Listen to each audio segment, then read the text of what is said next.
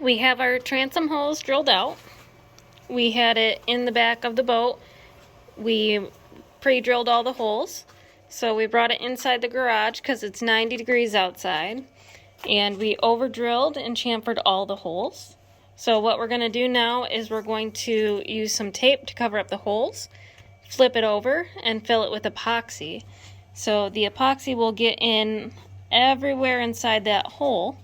So when we re-drill it to install it, we'll be able to add some caulk, but we know for certain that these holes will be well sealed. Filling all of the holes with epoxy. So we drilled the holes very precisely.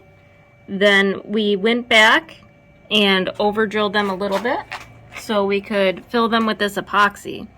And then we're going to go back after it cures and we're going to re-drill the precise hole again. And we did this everywhere there's a through hole in the wood, and this will make sure that all these holes are very well sealed.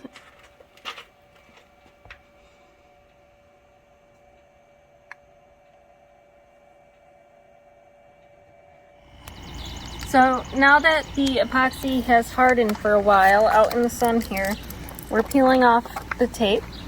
And by doing that, we now have a nice smooth edge that filled in all these chamfer edges. So that's going to make it so the transom's fully sealed. So this outer edge is dyed thin epoxy, but for the holes we decided to leave the epoxy clear so that way we could easily see where to drill.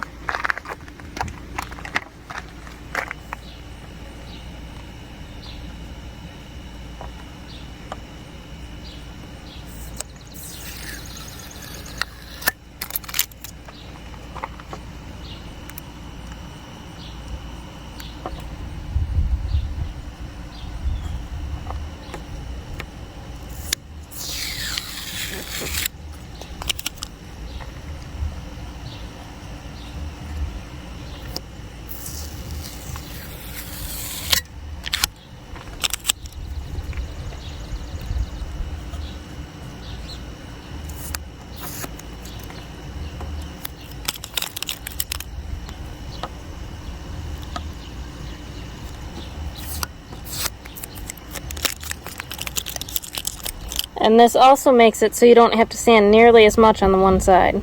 So there's no high spots so far, so we shouldn't have to sand this side at all, just on the top side where we poured.